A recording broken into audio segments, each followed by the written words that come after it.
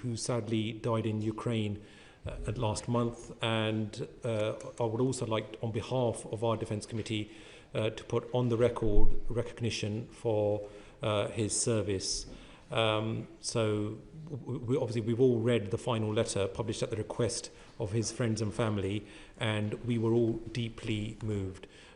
So if you will, please. Thank you, Chair. Thank you for that welcome to all three of us. You rightly describe this committee as a critical friend, partisan about defence, but properly demanding of us in government. So can I place on record my and our appreciation for the work that you, your members and your staff do, for the constructive challenge that you offer to the work that we do in the Defence Department. Chair, I would like to mark this occasion before the committee just with a short tribute to Lance Corporal George Healey. As you say, he lost his life in Ukraine last month in the cause of peace and freedom. He served our nation with distinction and with honour. And in the words of one of his comrades who I spoke to and was with this month, he described him as the best bloke I've ever worked with.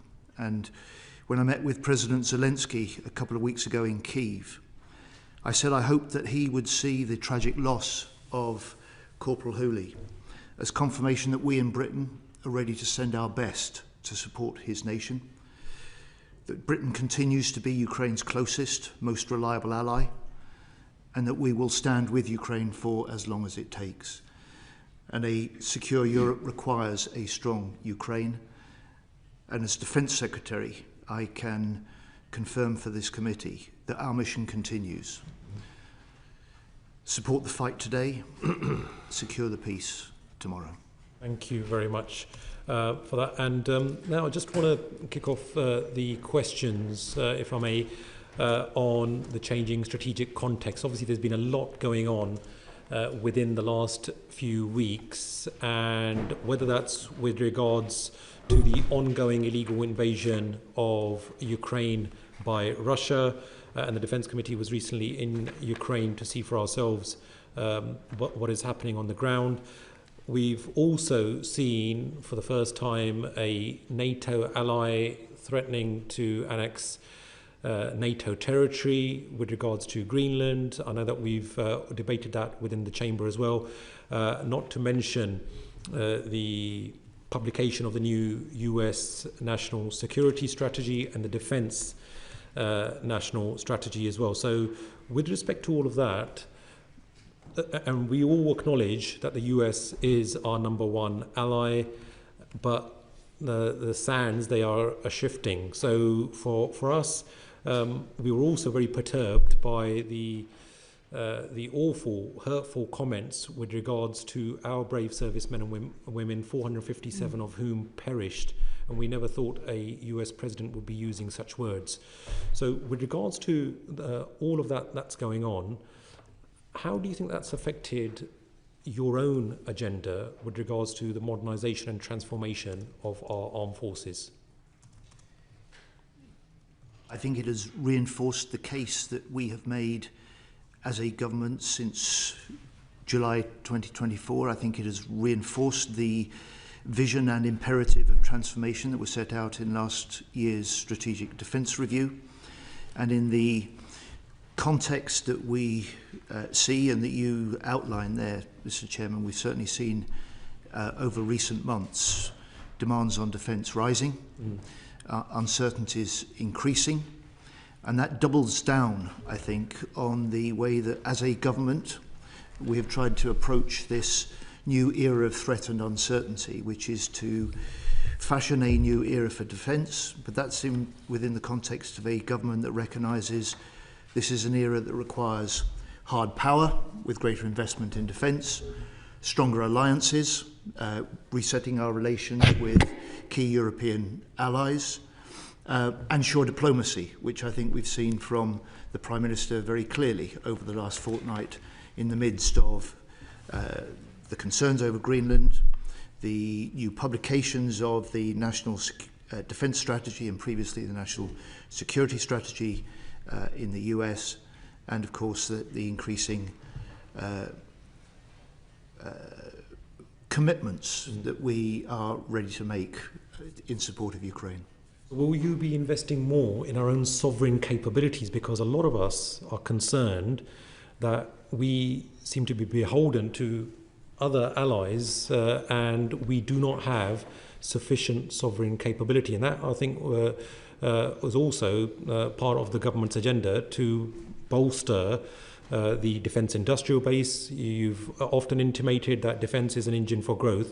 So what are you doing to ensure that we have more sovereign capability? Will we be investing in more UK sovereign capability? Yes. An argument I've made for several years before the election. We declared at the election, when we were elected into government, that we would look to direct British defence investment first towards British-based firms, new jobs and innovation in this country. That's exactly what we have been doing, and over the last year you've seen over 1,100 major contracts let, 84% of that going to British-based firms, and in the last year you've seen a rise in the direct defence investment into British firms by over 6% above inflation. And with regards to the Prime Minister, I know that he and the Chancellor will be visiting China. Now, can you confirm whether the Prime Minister is willing to sacrifice defence and security concerns at the altar of economic prosperity with the second largest economy in the world? No, this is a Prime Minister that refuses to be drawn on what he sees as false binary choices, US or Europe, China trade or China concerns about security.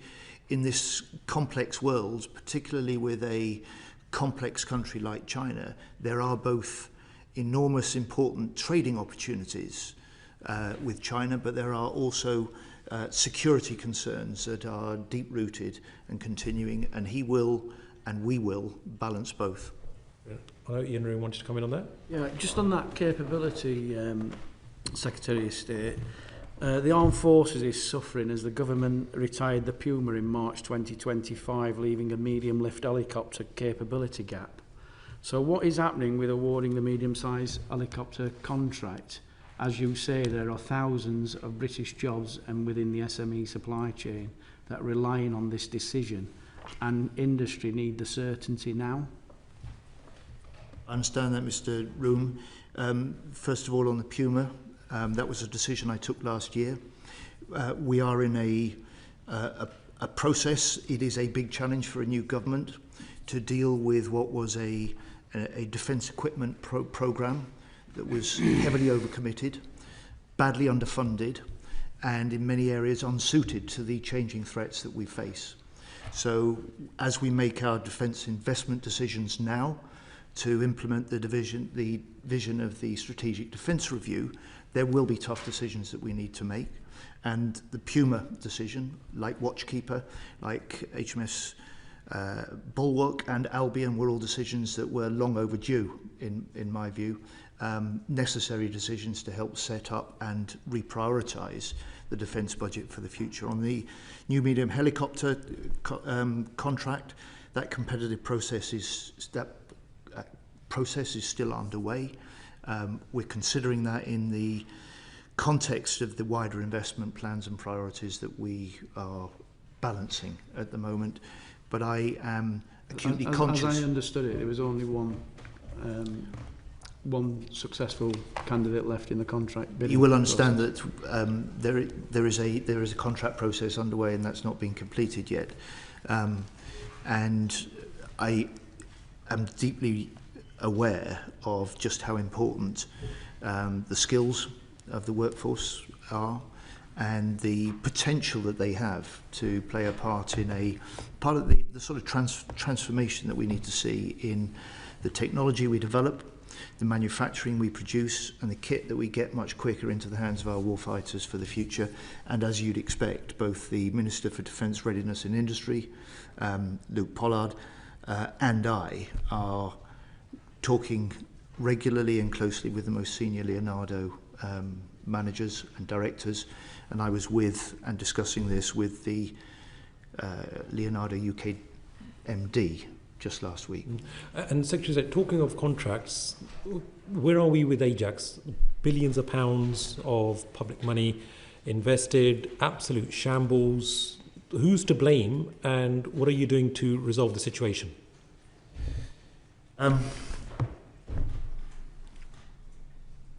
So Luke Pollard, Minister for DRI, updated the House quite properly last week. I am furious that vital information was withheld.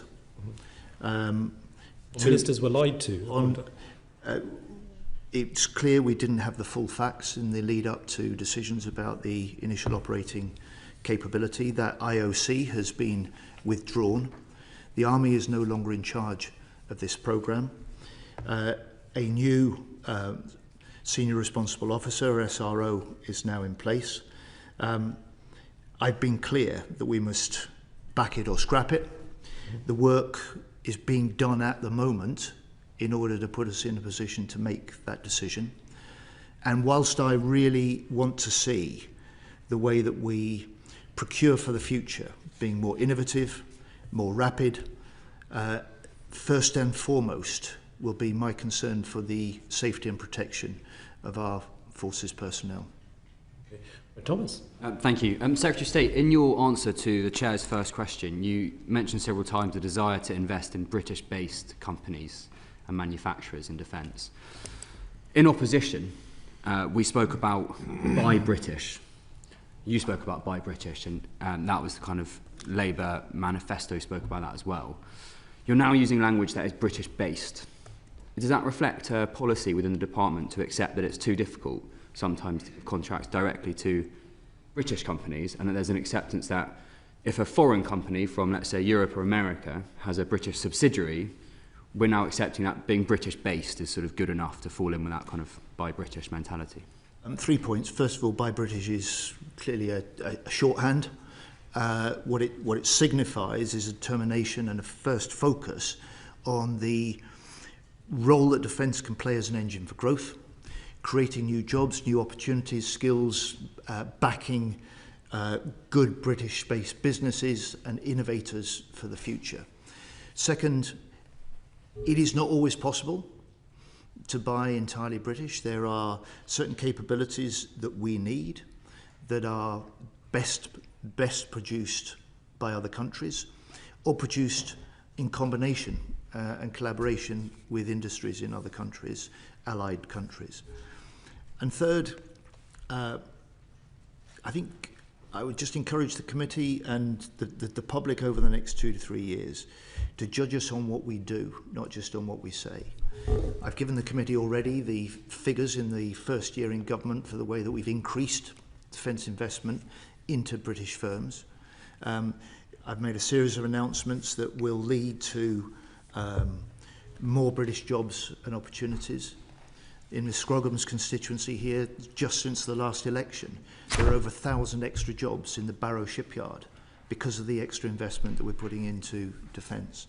And I'm announcing today a new programme to find the next UK defence tech unicorn in this country. That's a pot of up to £20 million that we will go after and invite those entrepreneurs that may not have done much or any business within defence before to come forward with the sort of innovation and ideas that they may have that we can help develop and support. And this is part of the Office for Small Business Growth opening its doors today. And it's, if you like, new ways of finding new entrants and new entrepreneurs in Britain for a programme that we're set to spend £2.5 billion in supporting directly in supporting small SMEs in the next each year. So this is Britain as our first focus. Our sovereign capability, as you put it, Mr. Thomas, as a priority. And fundamentally, it's also a recognition of what we can draw from Ukraine, which is that when a country is under threat or forced to fight, Its armed forces are only as strong as the industry and the innovators and the investors that stand behind them in their own country and with their close allies. And in this period where we face increasing threats, we face rising demands on defence, then there is a strong economic case for directing our investment to British-based firms. Okay. There is a strong security case for doing the same thing. Okay, thank you. I'll just move on to ask you about the much delayed defence investment plan, and you said just now to judge us on what we do. You also alluded to the requirement, come any potential wartime scenario, to have a strong manufacturing base behind you that you can't just magic up. This defence investment plan, obviously it's been widely reported on, the kind of unconfirmed meetings that may or may not have happened in number 10. I think the kind of what we've heard from people within your department on record in this committee room is that it's a question of prioritisation. Can you give us a sense of, taken as read, that basically the SDR is a range of options and that there's not all the money in the world to do everything within it? What is your priority within the SDR to get funded within the investment plan? So the SDR is a vision with a set of 62 recommendations, all of which we've accepted. It's a vision for transforming defence over a decade, and centre to it is the imperative to raise the levels of warfighting readiness in this country in order better to deter the increasing threats we face, and to work more closely with the allies that we may, in the end, need to fight with. And in terms of prioritisation, is it more important for you, do you think, to make sure that Britain is ready to fight and win in a potential combat scenario in Eastern Europe next year or in the next 12 months? Or is the priority kind of further down the line into the 2030s? Running throughout the whole of the vision and the programme for the next decade will be raising levels of warfighting readiness alongside, as the SDR laid out, making defence an engine for growth in this country. And those are exactly the fine judgments that we're making at the moment as part of this investment planning process. One that isn't simply about producing a new defence equipment programme and plan, which this committee and your predecessors have been so critical of under previous governments.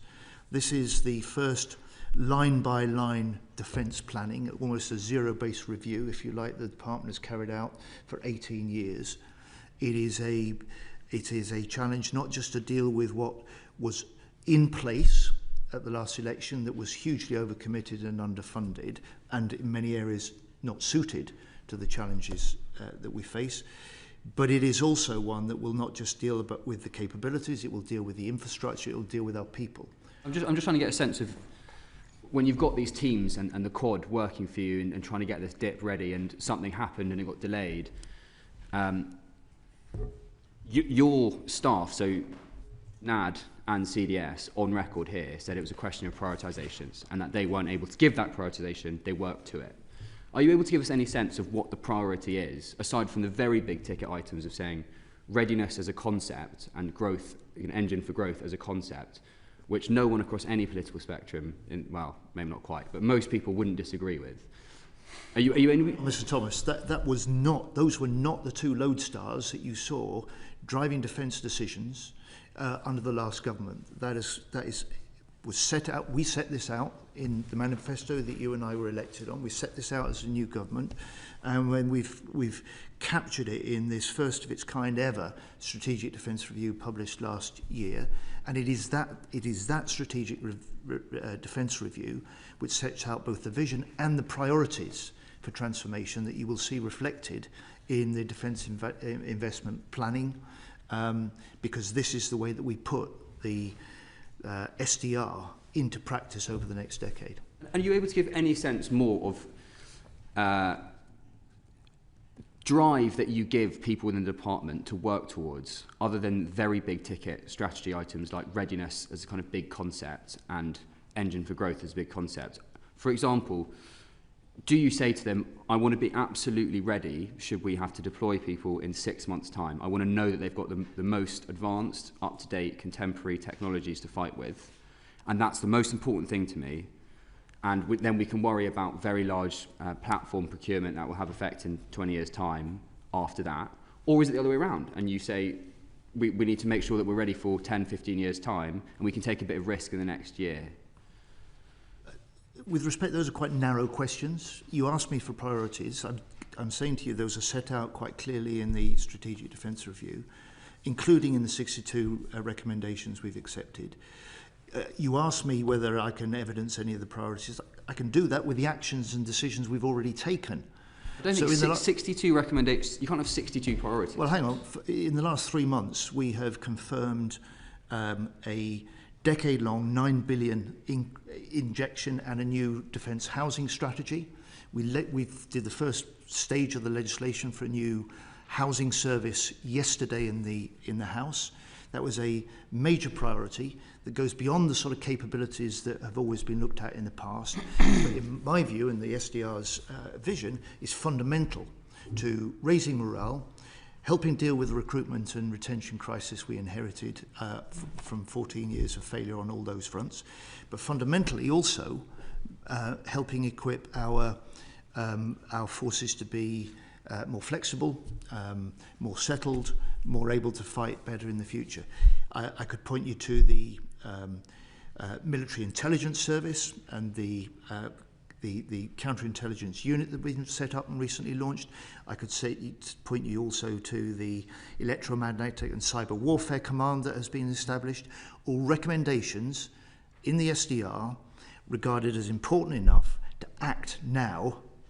So if you want an indication of the sort of priorities, I refer you, I'm afraid, back to that SDR, the recommendations and the imperatives that run throughout that, because that's what we will follow. It's good, and the Defence to hear about Investment those Plan will be particular the implementation priorities of that SDR. Yeah, I mean, it's good to hear about those particular priorities with the SDR, but it said that the Prime Minister was livid when he found out that the Strategic Defence Review wasn't fully costed, and that's why the Times has reported that there's apparently a £28 billion shortfall. Do you agree with that assessment? Can you corroborate that? And what cuts are you planning in capabilities in order to meet the rest of the prioritisations within the Strategic Defence Review? I would just say to you, Mr. Chairman, and you've been around long enough to know not to take at face value what you read in the press. Those were false. The SDR, when it was completed and published, was fully affordable within the financial commitments that we made. That was confirmed, including by the Prime Minister when he published it. You will know that there is £6 billion extra in the defence budget this year compared to last year.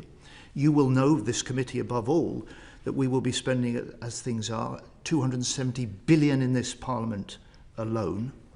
And so the challenge for us, like any organisation, is to make sure that we are directing that investment to the things that matter most. We're doing it in a way that allows us to control and manage our budgets for the future, because that's exactly what the taxpayer would expect of us.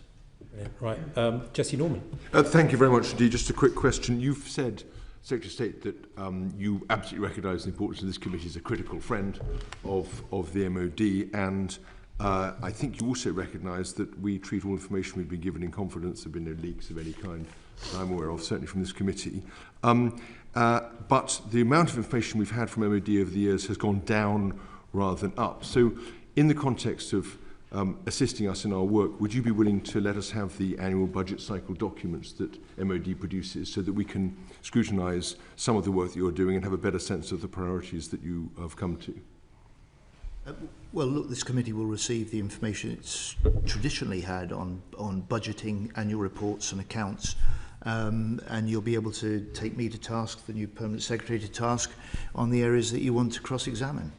Can I just add, for just To aid the committee, because I know a previous Secretary of State raised this in a hearing, I think, last week. As part of defence reform, we're actually changing our approach to how we manage the budget in MOD, and the annual budget cycle to which you're referring was under the sort of the previous regime based on the annual update to deliver defence plan. We are moving our approach to a strategic planning cycle that actually brings together the strategy and the finances in a single cycle.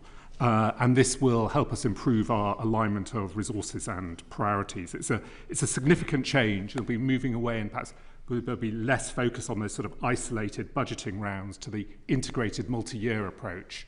That's why the Defence Investment Plan is going to be at the heart of that. But just to help the committee, it's worth noting we're shifting our approach to align with defence reform. Thank you. That's very helpful, and we'll be able to judge it when we've got the details. Will you commit to briefing the committee staff so that we're completely on top of the technicalities of that, but also letting us have a baseline so that we can then judge what progress you make against your strategic priorities under that new schema? We'll set out the information in the Defence Investment Plan. I'm very happy to brief the committee on how we've constructed our approach, but we will of course be will of course provide information that the committee need as MOD does in the past and as Parliament requires. But you said you can't do it as the past because you've changed the system. So I'm asking, can we then have a benchmark so that we know what basis you're starting from with this new system that you've developed?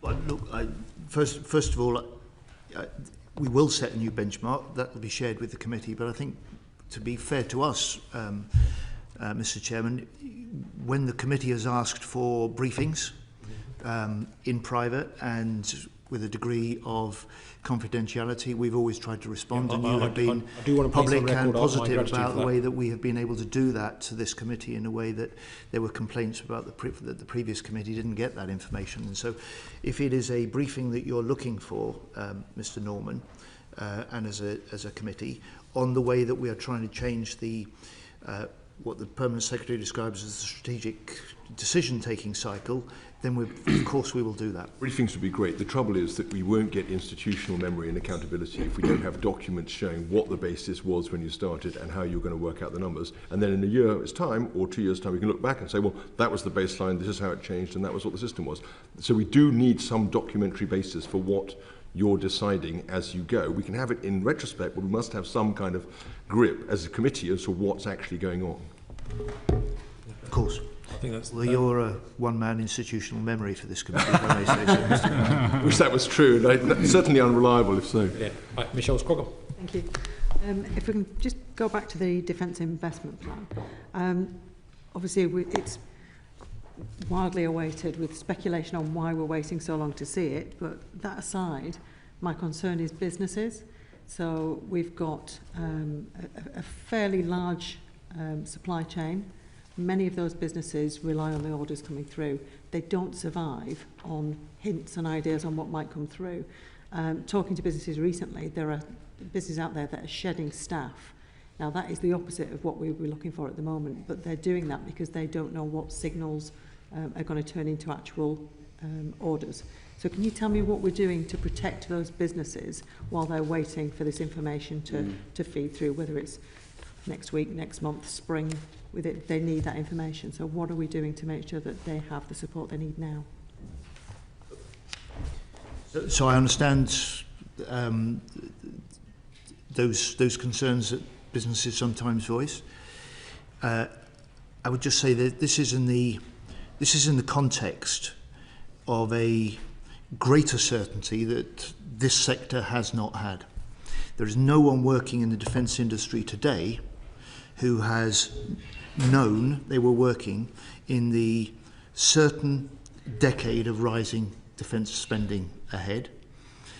No one working within defence industry that has the certainty of the vision within which our priorities and our decisions will be taken with the Strategic Defence Review. And I would just say confirmation of important decisions will be part of the Defence Investment Plan. But that is not stopping us getting on with a good deal of the contracts needed, the action that's required. And I said to the committee earlier on that over the last year or so, we have let over 1,100 major contracts. And just last week, I was in Edinburgh with Leonardo, announcing a £450 million contract to upgrade our Typhoon jets. That is investment decisions now, straight into the manufacturing of the new radars. And that isn't just about our own, making our own Typhoon fleet more lethal, better able to outmaneuver and have the edge on adversaries. That's about reinforcing the ability for us to make British-made Typhoons attractive to other countries as well. And as a proof of that, I would just say to you, look at the £8 billion deal we agreed with Turkey for Typhoons in the autumn last year. It was part of more than £20 billion of a boost to British defence industries that we won in exports in the last year alone. That's a record level since records began nearly 40 years ago. Thank you very much. Calvin Bailey. Thanks very much. Sorry, I'm going to take you back a few steps. So you arrived in government, the equipment plan is there waiting for you with what the MOD put as between 7 and 29 billion out of whack. NAO reckons it's about 16 to 17 billion out of phase. Why wasn't that formally resolved or recognised prior to the SDR process commencing? Sorry, you're talking about the equipment plan produced under the last government? 2020. Why on earth would we continue with something that was badly flawed as that? It wasn't just that the NAO regarded it as underfunded and unlikely to be delivered. It also pointed out that the whole way that Defence previously was putting that together wasn't even consistent between the three services. Now, we were new government, set of new strategic priorities for the UK, a strategic shift, if you like, just like the US is undergoing some sort of strategic shift. With the UK, it was a recognition that we had to make our overriding defence strategy and NATO first strategy, that we had to do alongside other European allies more lifting, heavy lifting within NATO, that we had to step up our support for Ukraine, and that we had to build a new deal for European security within NATO. And that's what we've been doing. Now, frankly, even when you come to the equipment plan, before you come to the detail that I've touched on before about it being overcommitted and underfunded, it was unsuited to the threats we face. It wasn't suited to the sort of transformation required or the rapidly accelerating technological change that you, Mr. Bailey, are really well on top of and an expert on. We have to do things differently. That I recognise. My question was, why wasn't this up front? So some of us sat on the Public Accounts Committee to try and get after the detail of this discussion of that business, and we didn't have a baselining in the way that Mr. Norman put out. That would have been a really useful thing, because it would have been quite clear the programmes or the elements of the programme which just weren't funded and were pie in the sky in the first instance. And so arriving in the SDR process, there is an effort to not compound that error, even though we didn't have the necessary public discussion to understand just how bad things were anyway. But in attempting to not compound the error, the TORs for the SDR said that the review will identify where reprioritisation of roles, capabilities, activities and support will be made in the current defence programme. That's correct, am I not? Yes. Brilliant. Okay, because last week CDS was unclear that was the case, and just to kind of link, and I know we'll talk about the ABC later, that is entirely contrary to how your new design works. It's very definitely that CDS should be providing some of that prioritisation internally to you. So the question I have is, who took the decision to remove the reprioritisation from the SDR? When was that decision made, and under what rationale? Sorry, I'm actually, you've lost me. Okay. The SDR was a reset of this country's strategic defence and security approach. It was done so to reflect the the framework of priorities that we'd set out in our manifesto. With the greatest respect, Secretary of State, my point was that in the TORs, the reprioritisation was part of the activity, and at some point, and we've observed this into our two committee, and I can draw out the quotes, when the team first came out in front of us, I think it was Lord Robertson first said, like, that's part of what we are being asked to do, and then when they came back, General Barron said, actually, I don't have to worry about this, like, that's for them to do. When between those two meetings was that changed? Under what rationale did that change come about? I may be a bit slow, but I'm still not following you. Of course, the Strategic Defence Review was a review and a resetting of Britain's strategic priorities. We left behind, and we said at the election we would, the sort of bombast of a global Britain under Boris Johnson. We were recognising the increasing threats. We were recognising that America was rightly requiring European nations to step up and do more within NATO. And we were recognising that a Britain that burnt its relations, sometimes willfully so in the Brexit process, had left Britain without the strength of alliances that we need for the future, which is why since the election you've seen the Trinity House Agreement with Germany that wasn't there before, you've seen a reboot of the Lancaster House Agreement with France, you've seen the Luna House Agreement with Norway, all with strategic security and defence relations at their heart, but also big economic opportunities and with, as well. For with the greatest respect, all of those things are wonderful, but they are built on the foundations of a £7 to £29 billion 10-year plan. So it was already running into the programme. So a year in, you already been working in the annual budget cycles, which would have been prefaced on that flawed plan. The SDR then arrives and it adds all this new ambition, and we don't know at which point the SDR team was told not to apply that ambition within the SDR. We don't know why, and there is no evidence of reprioritisation after the SDR. So the question again, at which point was the prioritisation removed from the SDR team? I'm still failing to understand your question, and Chair, perhaps I could just say, if you need to, can you write to me on this? My friend Emily will be able to advise on that. I'm sorry, Mr. Bailey, I'm just not following what you're saying. All right, the SDR team. Emma, go on. Sorry, afternoon all. Secretary of State, I think if I can try and simplify it, because I do tend to speak quite bluntly and straight, the SDR was supposed to identify reprioritisation, but it didn't. The reviewers were clear with us that that had been removed. So why did the SDR should go from its terms of reference to say it should identify what defence should and should no longer do to then changing? Is what we're trying to understand here. Is that fair, Calvin? There are no down arrows. The SDR doesn't say what it isn't going to do. So and then more worryingly, you also have programmes in there that you knew were unfunded, but your language, they're heavily overcommitted and badly underfunded decisions. And there is no evidence that they've been removed. So we've tried to ask in the question prior to me, like, what were those things? But what's most important is, where was the decision made to not do that, and where? The Strategic Defence Review was always a strategic review. It wasn't there to make the detailed investment decisions.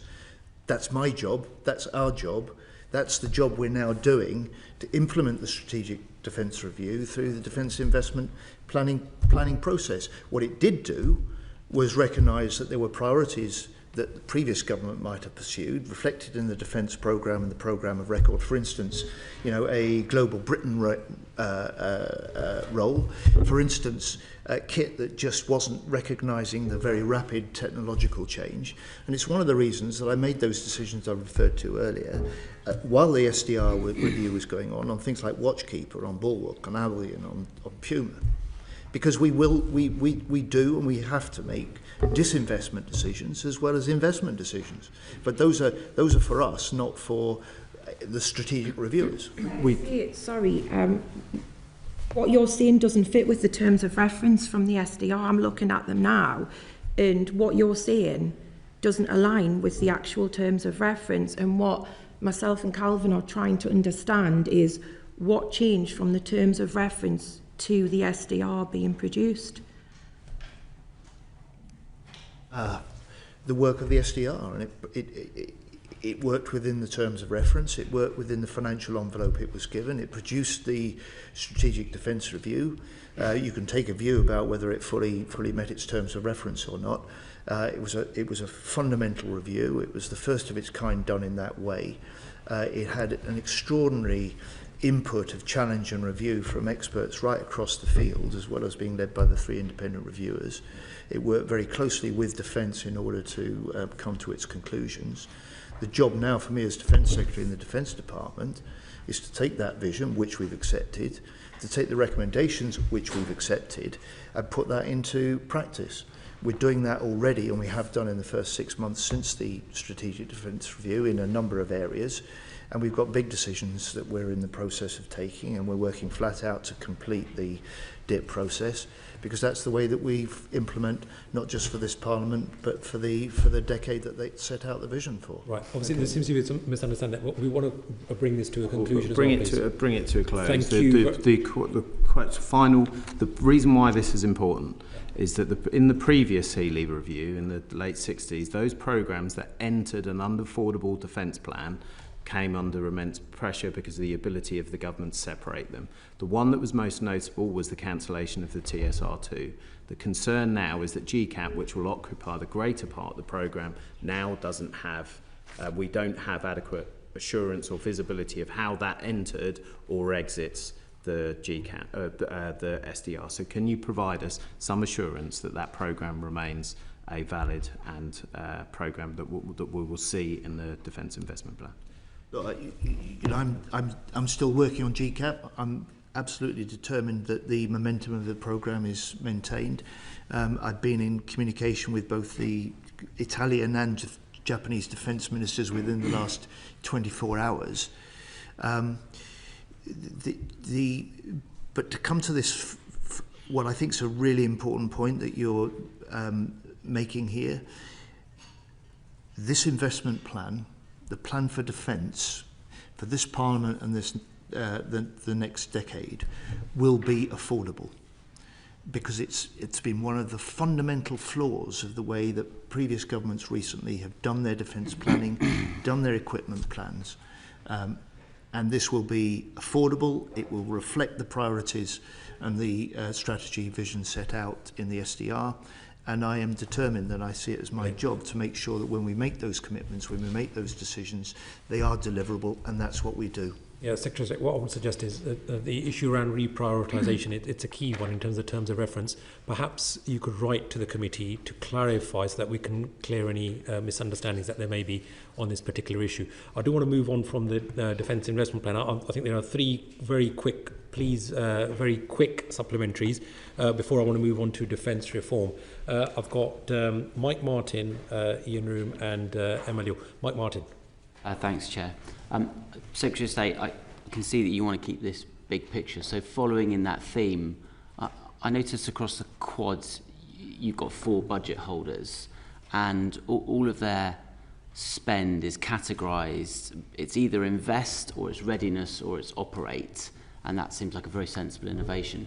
Could you tell me the balance or percentages of how departmental spend is split between those 3 categories of invest, readiness and operate? Between the Perm Secretary and I, we can give you a sort of feel for that. I don't know if this takes us into the reform territory, but you're quite right. I mean, part of the most important elements of the reform. I mean, we've got 4 budget holders instead of 10. We've got 1 investment budget. Because I know we're short of time. And if you look at the budget of the NAD Group, for instance, which holds that investment budget, we've actually created, as part of the reforms now, a FTSE 100 scale company just within that NAD Group. Just what would the percentages be across those 3? I'm very happy to share that with you. I think the invest budget is essentially very close to the CDAL budget, which this year is £23.2 billion of £62.2 billion. The readiness and run budget and the operations budget are very close to the Ardale budget, which is £38.9 billion. But let me get you a note on the precise. I think that would be very good. That's is the run readiness and the operate. So they come together. And the operate okay. come together. Is broadly the position. And just super quickly, that's all public information. Is that going to be different in 12 months' time, 24 months' time, 5 years' time? Do we see that well, we've not shifting? made. While we do have obviously a settlement for Seedale and Ardale, the splits within the budget are decisions that we will need to make in the usual way alongside the investment plan. We do have some of those publicly information on how our Seedale budget in particular is rising. We've alluded to some of the numbers. It is scheduled to rise to £31.5 billion by 2028-29. So that shift is going to move from less investment, more operations. More investment. Proportionally, Seedale is a greater proportion of the budget on the settlement that the department has. Ian Rowe. Secretary of State, could I ask regarding the MOD budget, have you announced any in-year savings? And if so, are you diverting money away from our people at the expense of big, shiny capabilities? I'm talking about medical services, especially because we all focus on programmes, Typhoon, GCAP, AUKUS, but I never hear anything said about the medical services within the armed forces. And from our experience on some of the inquiries I'm picking up, that actually we're not investing enough in the medical capabilities within our own armed forces. So could you just tell us what your plans are there? The answer to your question, short answer, is no and no. The budget this year is bigger, £6 billion bigger than it was last year, so we're spending more. But of course, as you'd expect, as the public would expect, we're trying to make sure that we spend that well, that it reflects the priorities and rising pressures on defence at the moment. And where we can, we're giving the priority to the sort of operational demands and options that are being required of defence. That's increased commitment, preparing for what we hope will be a peace in Ukraine. It's potential options for stepping up action on shadow shipping. It is continuing, as you've seen in the medical last... services in particular. I'm going to ask General Naismith perhaps to add on. No to savings. We're making decisions about controlling and managing our budgets, as you would expect us to do within the year. And no to prioritising shiny big platforms over the operations and the concerns to put the people, the men and women in uniform, at the heart of our defence plans. Right, brilliant. Thank you. Oh, General, just very briefly on that. I was just going to do General. reinforcing fires in terms of under defence reform. I'm now the Armed Forces people person. I think I said that at the last time we met. And whilst we go through some of our managing the in-year budget, the Secretary of State holds us to account very strongly around protecting some of our people measures, as you might have described them, for which I'm very grateful as the Armed Forces people person. Thank you very much. I've got Emma Liu very briefly, and then also very briefly Lincoln Job. Thanks, Chair. Just a quick one from me, and it might seem a bit obvious, but since the government accepted all 62 of the recommendations in the SDR, and that included 12 new F-35As, the 12 SSN AUKUS nuclear subs, 6 munitions factories, 6 billion in munitions procurement, 7,000 long-range missiles, and 1 billion for homeland air defence. Will they all be in the defence investment plan or not? They will be part of what we plan to deliver over the next decade, which is, of course, the period of the SDR. So they'll be in the defence investment plan? So they will be part of what we look to pursue over the next decade, because we want to implement those parts of the SDR. Is the money there for all of those things, Secretary of State? Because that's a lot of costly items. So when you look at the 270 billion we'll be spending in this Parliament, the fact we'll hit 3% in the next Parliament, that we've made a commitment, like the other 31 allies as members of NATO, to 3.5% on defence by 2035. This gives us that certain decade of rising defence spending, which I talked about to Ms Scroggum earlier on, and it allows us to plan within that for the way that we pace and prioritise the investments that we make. I think what I'm trying to pin you down on, Secretary of State, and I know this, is that you accepted those recommendations, so are they going to happen? Are those what I've read, the list of things that I've just read out there, are they going to happen? Well, they're not all going to happen in the first year. They can't all happen in the first year. But the SDR was a vision and essentially an outlined strategic plan for the next decade, and that's what we will pursue.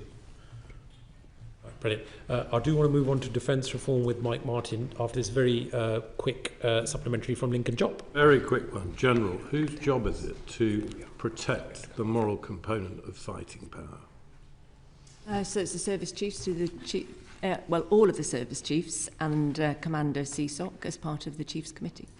Thank you. Brilliant. All right, on to defence reform then with Mike Martin. Thanks, Chair.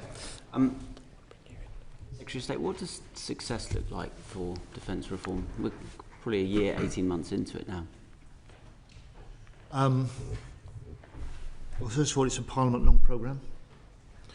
I can tell you what progress looks like after 18 months. A Chief of the Defence Staff that now commands the service chiefs for the first time. A newly defined, powerful and appointed National Armaments Director for the first time in this country. A new military strategic headquarters that is up and running. A new leadership group, the Quad leaders, that is playing such an important part alongside ministers in the defence investment planning process.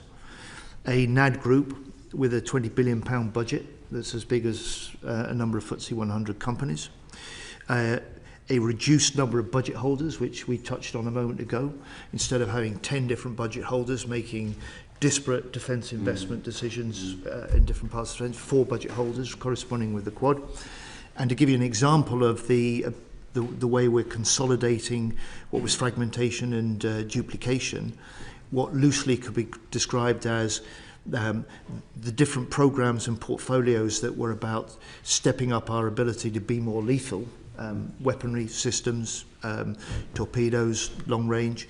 Instead of having 27 of those, all pursued separately, that's consolidated in one. And what does the end of the process look like? The end of the defence reform. You know, in a way, reform. When you say you're done and it's achieved. Reform never goals. ends. Yeah. What I'll do is I'll bring General Naismith in and the Permanent Secretary in a moment, because they can talk about how what we do now and how we do it is different to 18 months ago, particularly General Naismith. But for me, the purpose of this is that we have a defence system that is better able, more quickly, to get the technology and equipment into the hands of our warfighters. Can you give some specific examples? Yes, and General Naismith can do Yes, that. so perhaps if I can bring to life how it feels different today to how it felt about 12 months ago. From my perspective in the military strategic headquarters, it feels very different. As the Vice Chief, my role, I think, is very different to that of my predecessors. The Secretary of State has talked about the game changers, as I've referred to them, the Quad accountability, having a National Armaments Director and having the chain of command under the Chief of Defence Staff. But the thing that is making it work is having a military strategic headquarters. So whilst we have difficult conversations around the implementation of the SDR and the Defence Investment Plan, my responsibility in that headquarters is to carry on delivering stuff. I've referred to keeping the show on the road, keeping focused on delivery. The board that I run that we haven't had previously, I colloquially call the Getting Stuff Done board, because whilst all of this is happening, we need to keep delivering. Some of that has already been alluded to in terms of whether it's our housing strategy or industrial strategy or some of the contracts. From my perspective, if we hadn't reformed into a military strategic headquarters, we wouldn't have delivered on the SDR deliverables that we already have. So, for instance, the military, I know you've just been up to, or some of you have been up to RAF Witten, but the military intelligence services, the Defence Cyber, the Counterintelligence Unit, the Defence Cyber and EM Force, we wouldn't have been able to corral around, this is different, we take an integrated force or pan-defence view, and we prioritise how we align resource with either warnings and indicators or priority threats. We didn't have a mechanism and we didn't have the authority to do that before. I mean, same in some of the people part of our organisation. I think it feels very different having an armed forces people person that sits on that board. We would have struggled to deliver things like the cyber direct entry. We would have struggled to deliver some of our foundation gap year piece. That's the good. What's the bad? What frustrates you about the process? How would you tweak it, or what tweaks have you made as you've been rolling this out? So we're building the team. I think that's my first thing. We want a very lean military strategic headquarters. What we don't need is a load more people adding more layers. How many people in it? Oh, I'd need to confirm. But in the central pillar part of it, it's less than 20 in terms of how we bring together what was already in existence through our military operations and commitments and what we did in our force development. I mean, those two pillars remain. It's the secret sauce was bringing those two things together so that we were able to have a prioritised view, what we do today, Armed Forces plan, and what we plan in the future.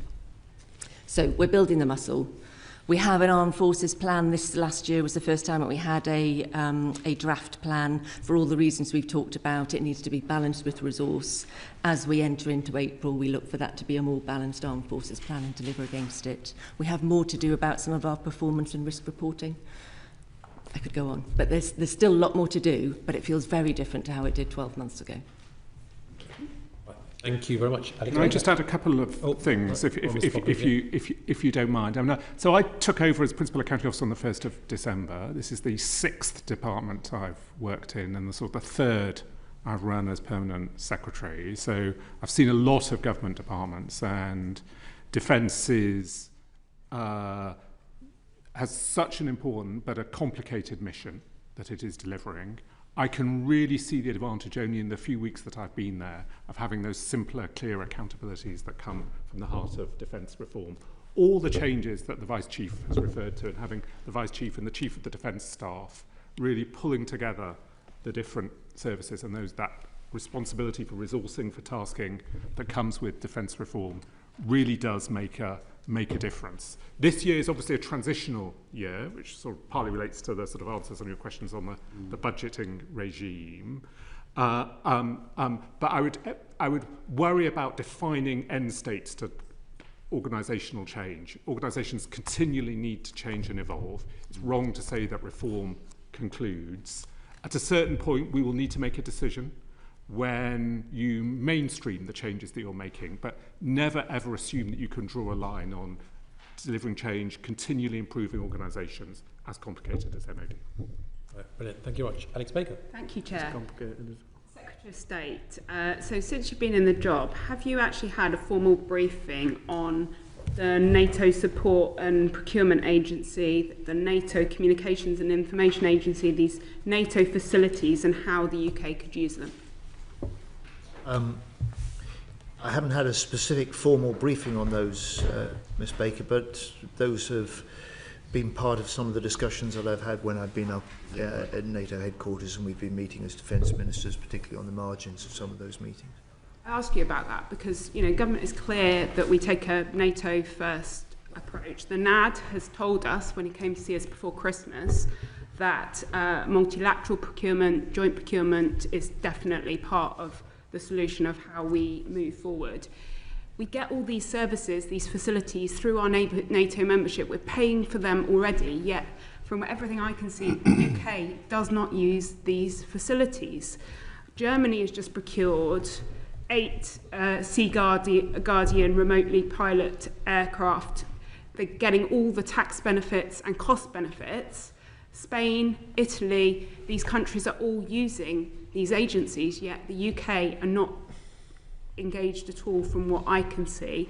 Given money is tight, can we really afford to be paying for a facility and then not using it, and instead replicating it through our own departments, replicating the services that we could use through NATO. One of, quite rightly, the top priorities of Mark Rutte when he became Secretary General of NATO was a greater drive to see more joint commissioning and interoperable standards through NATO across our defence systems, something that I and we are really strongly behind. I will provide the committee, if you'll allow me, Mr. Chairman, a note with how far we're using those. Thank you. But where there are multilateral mechanisms like the OCCAR system, and we can use them, and they're appropriate, we do use them. But I'll just say the principle that we don't do some of the big things alone isn't just about using the multinational systems. If you look at the Lunar House Agreement, at the heart of it, the biggest ever British warship deal that we've struck with Norway, that isn't about us selling to Norway. That is about two nations jointly now commissioning our anti-submarine hunting frigates, the future upgrade of systems that we'll need, doing it together, because that allows us not just to have interoperable standards and equipment, it allows us effectively to have combined navies that will help keep the North Atlantic and High North safe in the future. So the combination and the principle that we do things with allies where we can and where it produces a better security or a better value for money is a really sound one, a really important one. Great to hear. I just fear that we are not using these agencies because we generally think we know best, and that actually we just have had a tradition of not using them, so we continue to not use them. Would you commit to going and actually taking a fact-finding mission to look at those NATO facilities and whether we could use them going forward? Well, let me first of all commit to providing you the chapter and verse in the areas you're interested in. Then take a view about whether you think we're using them effectively or sufficiently. I will do the same at that point. Great, thank you. Thank you very much, Lincoln Job. Cabinet Secretary, hopefully a very quick one. I think it was about November 2024 we had one of these sessions with the Secretary of State and your predecessor, and at that the then Permanent Secretary said that he would reduce the number of full-time equivalent civil servants in the Ministry of Defence by 10% over the course of this Parliament. I reconfirmed that that was indeed the Secretary of State's aim in the Chamber of the House of Commons subsequently. Just seek reassurance that that is indeed still your aim. So it is part of the SDR efficiency programme. The commitment is to reduce between 2026-27 to 2029-2030, just to be precise. Reduction in civil service workforce costs of 10% is the aim that we set out in the SDR. The reassurance I would give you and give the committee is that the numbers are declining, and the latest information I have is we were just a little bit over 55,000 full-time equivalent civil servants at the start of December last year, 2025. I mean, I would note, though, this is best done as part of a sort of a serious efficiency programme, which is the thing that we need to put in place. Civil servants provide incredibly valuable work, and something that I have heard clearly from military colleagues is, at times, there can be benefit in civil servants taking on roles that the military have done historically, and that ultimately that can be a better way of creating a sort of integrated force, and the Vice Chief may want to talk about this. So we need to approach this carefully in a way that optimises value for money, make sure that we can provide the support we need. That in particular, the National Armaments Director has a group that has the scale and the expertise that it needs in order to ensure that we can deliver the equipment that our military need. Thank you. Thank you very much. Right, on to Derek Twigg. Thank you, Chair. Can we just go back to the SDO, and why has the MOD not agreed with the committee's recommendation that we should produce a publicly available annual report on the progress of the SDO implementation? Because we have an annual cycle of reporting in full the work of the department. The SDR is not a subset of that. The SDR is essentially the framework and the vision within which Defence will now make its decisions, set its priorities, and deliver the programmes and the aims that it set out. So it fundamentally sets the it fundamentally sort of sets the direction for the department itself, Mr. Twigg, rather than being this is something that you can separate off and report on and pursue separately from the work of the department. So other than the Defence Investment Plan, has the department implemented all the SDL commitments due to be completed by the end of 2025?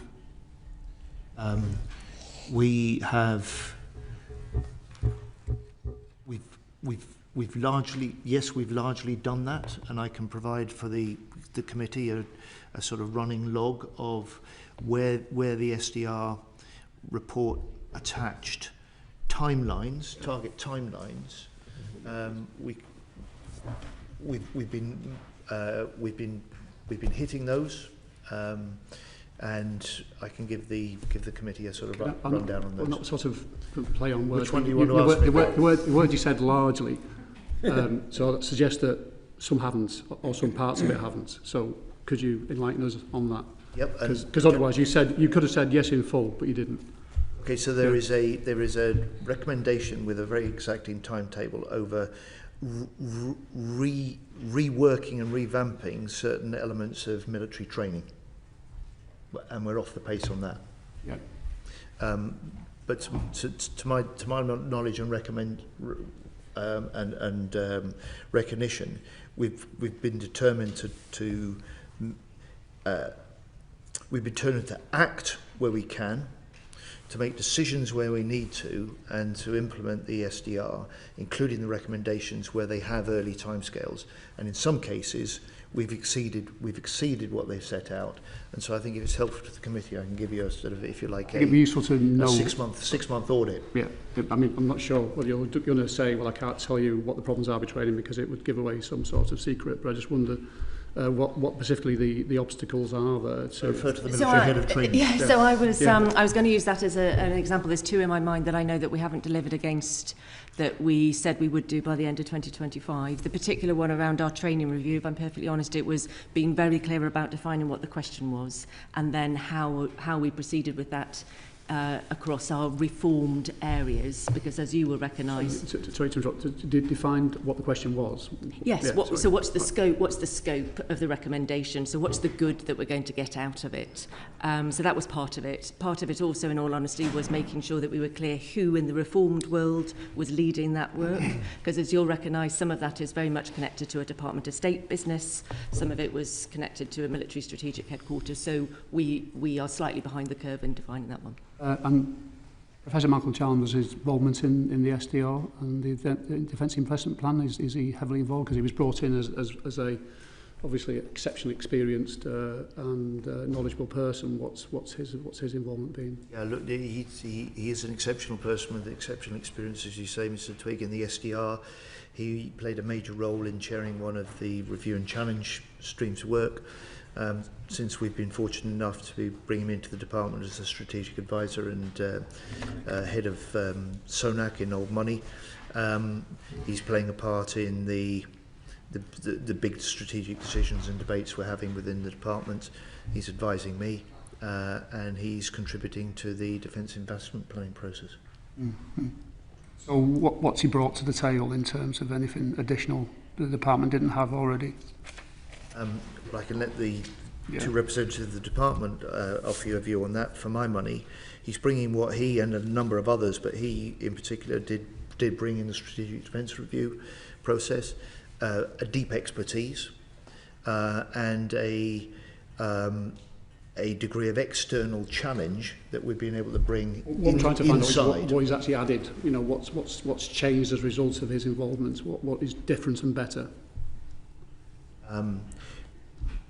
For me, it adds to the blend of different perspectives and advice that, as Secretary of State, I'm able to draw on. Okay. Can I just ask you, before I finish, you will notice that Civitas has published today an understanding of the UK's transition to war-fighting readiness.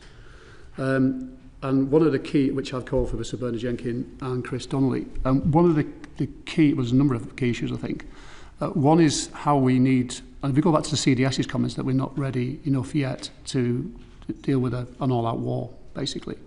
So I just wondered, what's your take on where we are, not just in defence terms, but a whole society, government approach to moving to a war footing and dealing with the current challenges today? Where do you think we are at this point in time? First of all, I would always argue, and I had total confidence, if we had to commit our troops to fight tonight, they would do so.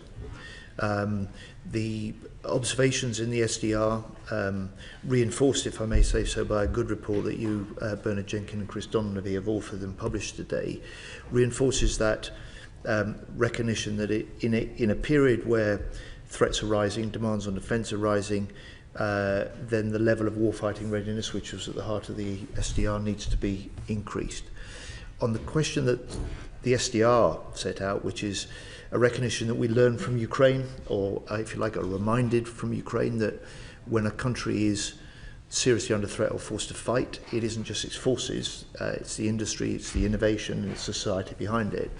That requires some of the responses that you will see in the Armed Forces Bill that had its second reading yesterday in the House of Commons, with the change outlined and indicated in the SDR to the way that we approach and develop our reservists forces. You're focusing on defence alone, which we know, but it's not about just defence. It's about the whole society, government approach. Going down to the finance sector, going right across through industry, and also. So I just wonder, trying to get your take on where you think we are. Are we some way off yet, and lots more work needs to be done, or do you think real progress is being made? Some progress is made. Yeah. There is clearly lots still to be done, and you're quite right to say this is whole of government. It has to be driven from the centre. My concern is to make sure that where defence can make the most telling and important contributions, we get on and do that. So we're doing that on reservists, we're doing that on new ways of bringing people into the forces, like with our cyber direct entry. We're doing that by stepping up the work we're doing, including legislative changes on drone threats or threats to undersea critical infrastructure. And we're doing that with some of the action we want to take on shallow shipping as well. Right, brilliant. I want to Jesse Norman. Thank you very much indeed, Mr. Chairman. And I'd like to draw the committee's attention to my register of interests. We're some way in, Secretary of State. I'd be grateful if you and the team could be relatively clipped, if you can, because there's a certain amount to get through. You've spoken about defence spending, £6 billion here. I think you said 270 billion over the life of the Parliament. One of the problems of talking about defence spending in percentage terms of GDP is that when GDP is barely growing, it doesn't really help. Would it not be a much better system just to identify specific numbers that government is committing to over the length of a spending review, so that everyone can work to those numbers on the CDEL and RDEL side, and you know exactly where you are, and therefore it becomes a plannable, manageable process rather than just juggling around within percentages of GDP? Mr. Norman, we do both. But you'll know that if you like, the currency, the yardstick in particular for NATO members, is a percentage of GDP commitment. You'll know also, because of certainly the last 15 years, where economic growth has been very sluggish, that has a disadvantage if you're interested in and concerned about the quantum. It's why that I've stressed to this committee not just that we have made the biggest increase in defence spending since the end of the Cold War, or that we're hitting, as the Prime Minister announced a year ago, 2.5% of GDP 3 years earlier than your party was proposing and anyone expected us. But in this year alone, there's an extra 6 billion in the defence budget. So it's just over it's over 60 billion, and in this Parliament alone it'll be 270 billion that we'll be spending on defence, and we'll hit 3% in the next. I was asking about a technical matter, and you've made it a slightly party political response, which is a pity, I think, for the committee. Let's just talk a little bit about what the Prime Minister said. In a speech last year, he said that he wanted to see security and defence as a central organising principle of government, the first thought in the morning and the last at night. And so there is a sense that, and he's explicitly calling for, and you have done, and the SDR has done, a national conversation about security and defence. So the question is, how much of a priority is that national conversation for you, for the government? Look, in many ways, you could define what a national conversation might be about defence in many ways. And actually, the very challenges we've seen the Prime Minister and the government dealing with over the last fortnight are part of that. It's one of the reasons that we've seen in recent public opinion surveys, defence now rising to be the third most issue of concern alongside the NHS in the country.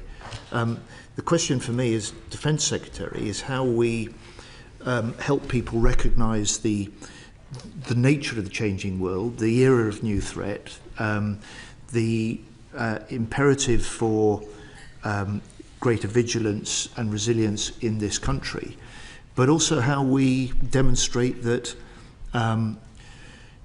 when we're willing as a nation to invest more in defence as we must, then that is making us more secure and safer, but is also bringing direct benefits to areas and jobs and young people that they see, which is why the defence role in helping drive economic growth is also so important. But who is responsible for leading that national conversation? I think a little bit as Mr. Twigg was asking about, if you're having a national conversation and you've got a whole of society, nature of the challenges and threats that we face, which is undoubtedly the case when you look at cyber or you look at the concern about critical national infrastructure and underseas, then that's got to be an effort that's led by government as a whole from the centre. No, which individual? Is that the Prime Minister? Well, that'll be for the it'll be for the Prime Minister with his cabinet, and it'll be for the National Security Secretariat and the National Security Advisor. Okay, you've said it's amorphous as to what a national conversation means. It's a term that was introduced into the SDR, and government's been talking about it. Prime Minister's spoken about a national effort. How many speeches has the Prime Minister given on the national conversation and the need to broadcast the importance of defence and security to the nation? I'm afraid you'll have to ask number 10 for a record of those. I don't keep count of the number of speeches the Prime Minister makes. And okay, I think the answer is. I think the answer gives half a dozen a day. I suspect the answer is 0 on this. How many public engagement events have been held either to your awareness out of either MOD or number 10 or the Cabinet Office? I mean, in other words, you've talked about the importance of a national conversation, and it's proper to ask what's being done about it. So how many public engagement events have you held?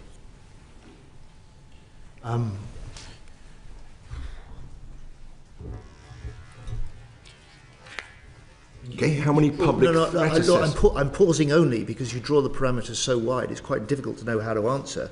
I'm perfectly prepared to okay, have you made a lot of speeches, Secretary of State? Have you made a lot of speeches up and down the country saying it's a national problem here, we need to be thinking of this in the Prime Minister's words, first thought in the morning, last at night, we need people to understand we're potentially in a pre-war situation. Have you given those speeches, and how many have you given? How much engagement has there been? In a way, the thinking of the SDR, that sort of concern, the Prime Minister's quite absolutely accurate description about how defence is now central to the thinking and the duty of this government. It imbues almost everything I say, everywhere I go, on every occasion. Right, but I'm talking about the levels of communication, what you're doing to raise. Do you, for example, publish threat assessments so that people can see in the public how the threat from China and Russia is increasing in line with the concerns that the Prime Minister's articulated? So the government has risk registers, it has threat assessments, it publishes what it can of that as a regular element. This House plays a part in that. This committee plays a part in it. The Intelligence Security Committee plays a part in exactly that sort of national conversation and that awareness building of what we're facing. You don't think it's astonishing how little has been done when you consider that you've just raised the reservist age from 55 to 65, haven't seen any major discussion of the rationale for that or embedding it in a national conversation. Let's ask another question. Prime Minister With respect, that was discussed yesterday in the House of Commons when we had the No, second I'm reading talking of the about government getting bill. out there to the people of this set country, out in the explanatory getting notes out to the the people bill, of this country and saying, and we'd welcome your and contribution to that debate as the bill goes this through is Parliament. No, I don't think it's a parliamentary matter. It's a matter of government discharging the Prime Minister's obligation to think about this first thing in the morning and last at night as a national effort, which is what he's said. So here's a question.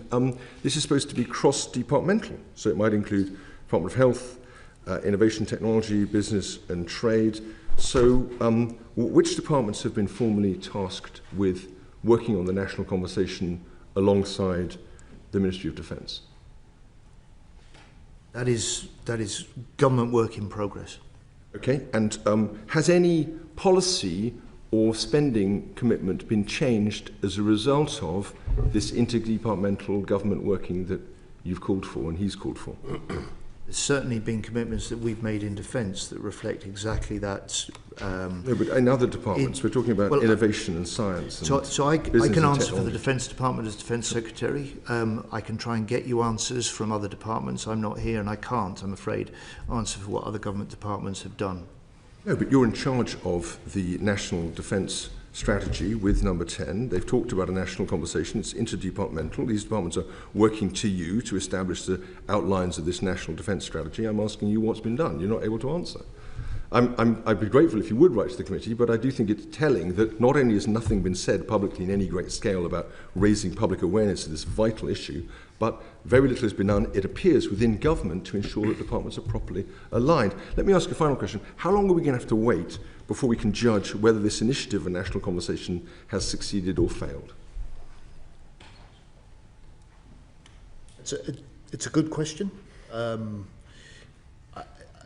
like reform, I don't see there's a point of success or failure. I don't see a point of completion, particularly as we know that the threats and the challenges that we're facing are evolving in the whole time.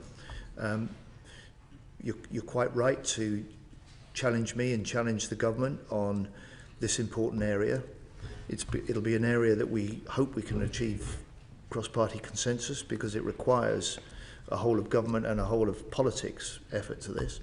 But I don't think there'll be a point. I really genuinely don't see a point where it's done and it can be declared a success or failure. Maybe I can assist you on that. I think the Strategic Defence Review said it was 2 years.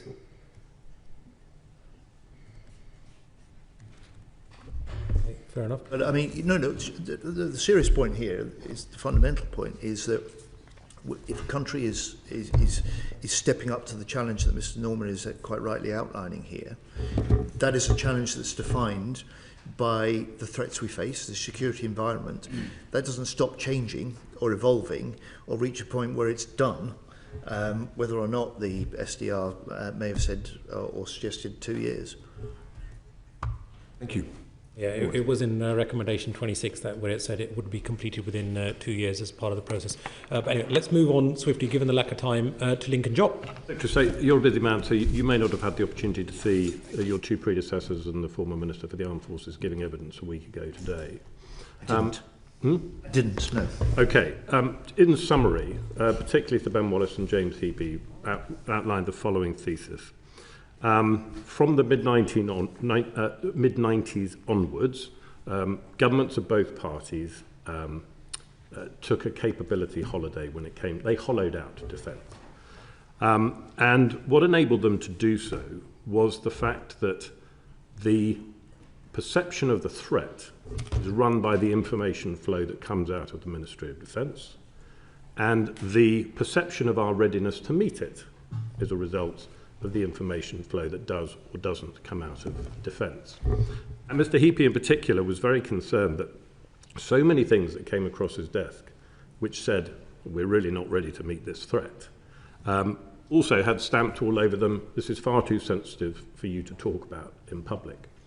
And so, as a result of this conspiracy of optimism, successive governments have chosen, in effect, butter over guns, while the Russians were choosing guns.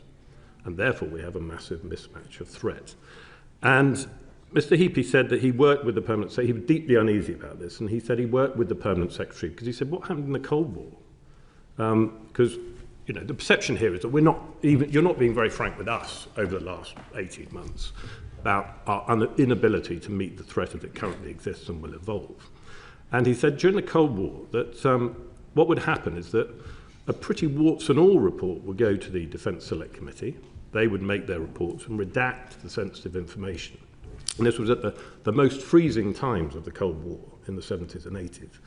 And both Sir Ben and James said, look, the machine, sitting on your left, is absolutely institutionally way too cautious. They won't play the role that you need them to in order to start this national conversation, which means that you can actually convince people that, yes, education is important, yes, health is important, but defence is incredibly important and may mean that we need to start choosing some guns rather than some batter. Would you like to react to that thesis? Well, you're encouraging me to read their evidence, first of all.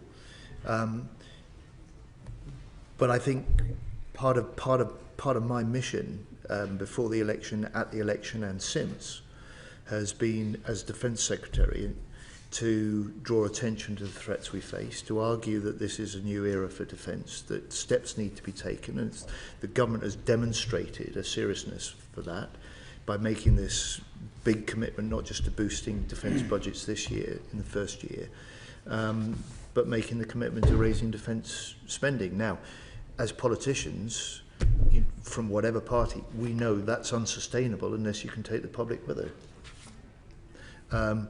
And I think that there is a public recognition that this is required. There is a recognition that hard power is required alongside good alliances. And that's characterised the approach that we've tried to take as a new government over the last 18 months.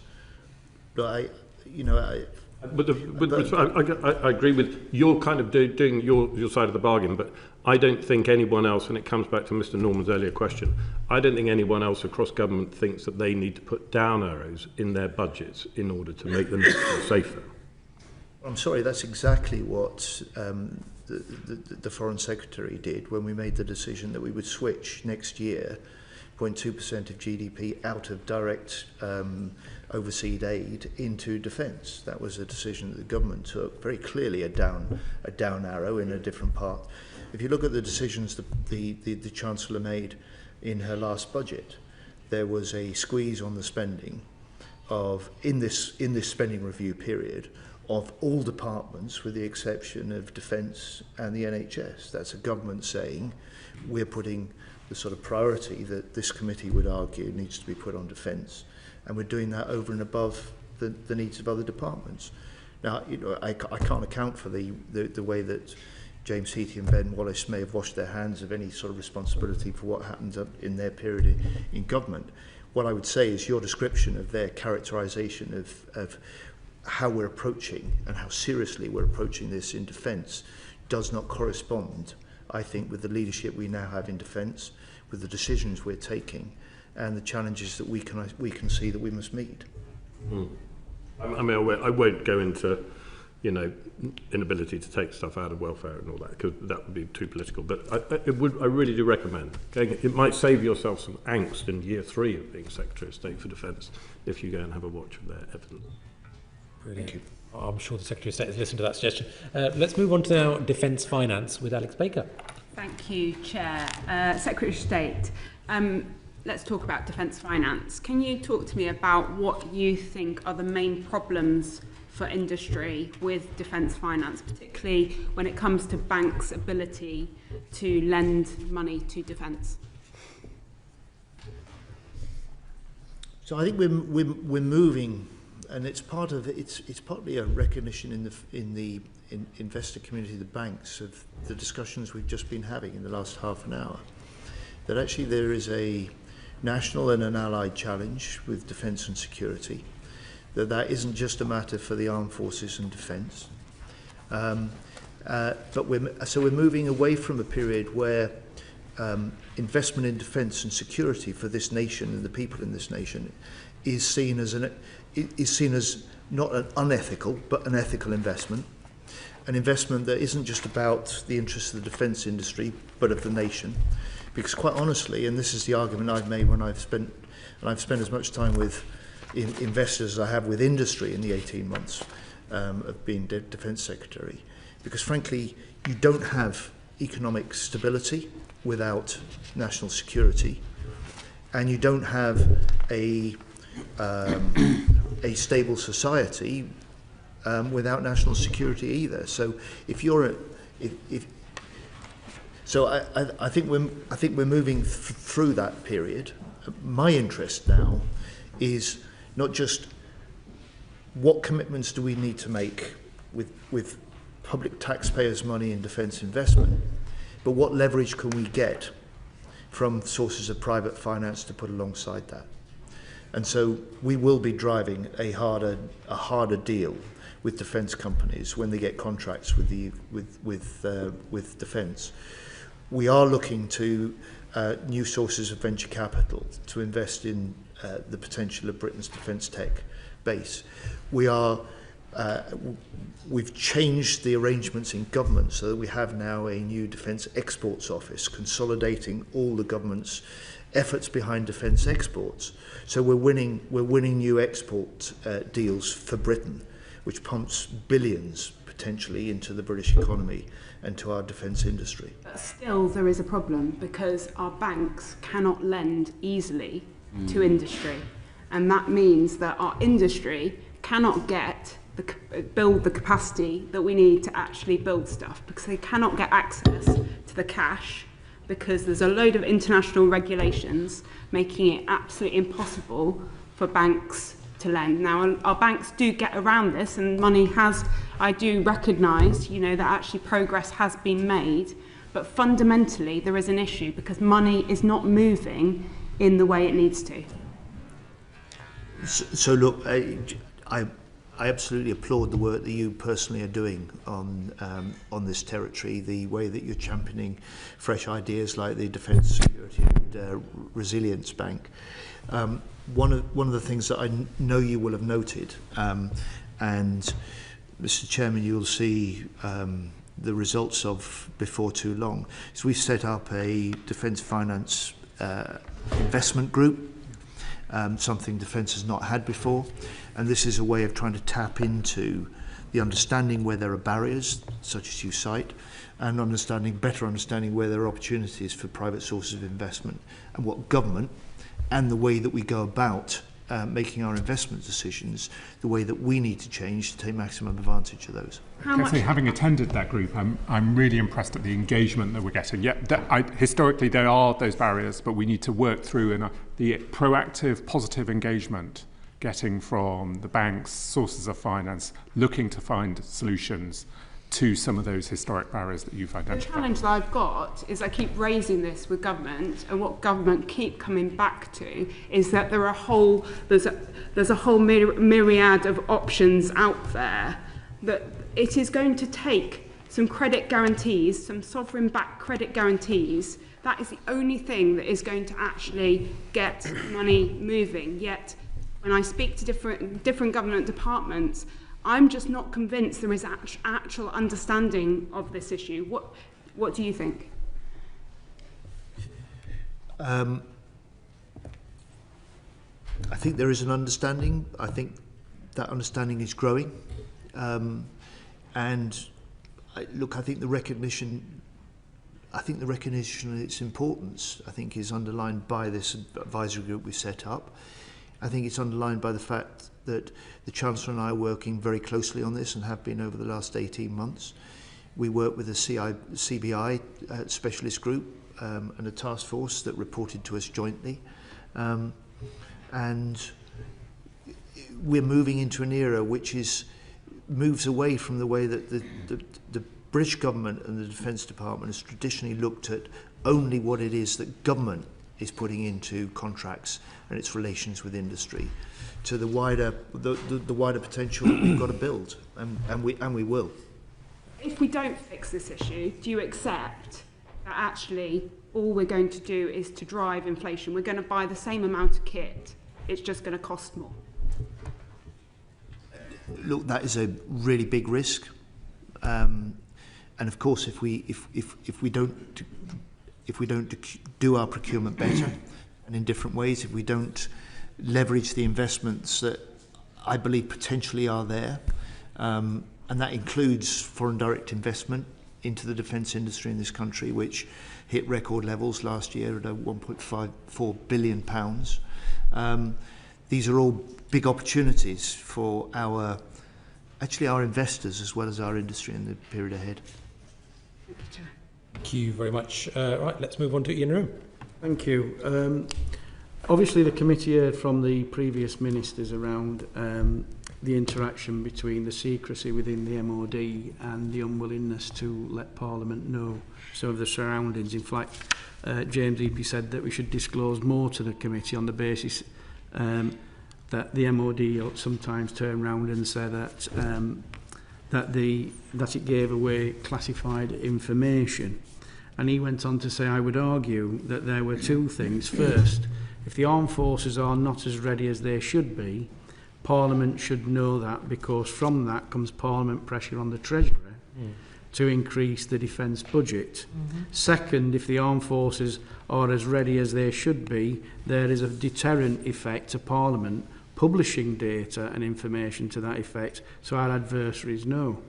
One good thing that you did, which I will say was a good thing, and we should do more of it, you made public the threat from the Yantar, the Russian shadow fleet, and gave that operation, and the public were aware of that threat and the seriousness of the threats that we are facing.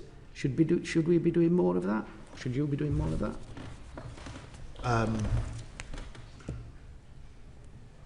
I will call out the Putin threats to us when I think those are needed. I think it is part of priming the national conversation that we've discussed before. It's part of treating the public properly, making sure that they're aware of some of the threats that we face. Should we do more in disclosing to Parliament? I'm trying to ensure that we are able to give the committee the sort of briefing and information that you need to do your job. Should we do more on shadow shipping? Yes, we should. And I've now identified further military options that we can use to target shadow shipping. I'm discussing these with Cabinet colleagues.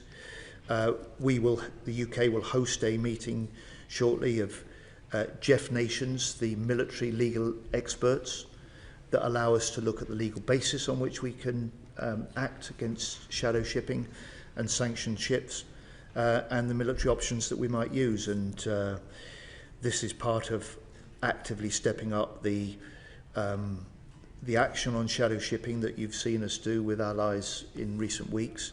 And it is part of making sure that Putin is not so easily able to fund his war machine in Ukraine through the sale of sanctioned oil. And frankly, I'd want to see any oil revenue that could be raised from seized sanctioned ships recycled and put into Ukraine in order to fight Putin's invasion. And we've had a strong record on sanctions. We've had a strong record on sanctioning vessels, both under the previous government and this.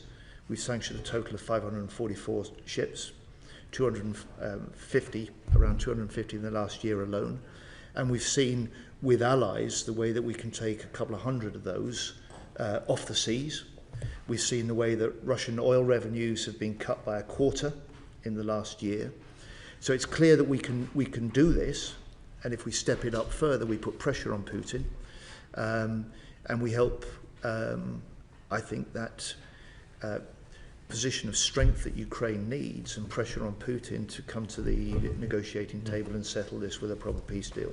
Do you think the term of the all-society approach of bringing the public along with us on defence, by doing more of that, the public will understand that we need to spend more money on defence, and it allows parliamentarians to put more pressure on the Treasury to assist in the role of getting that extra funding for those capabilities that are needed? So my question is, can we talk more about some of these operations and not hide behind it's operational, it's classified, and a particular example was the Yantar that I thought of, because that really got the public talking about the threat that we faced from Russia, particularly. I take that point, and I'm glad you see it had that impact, Mr. Room.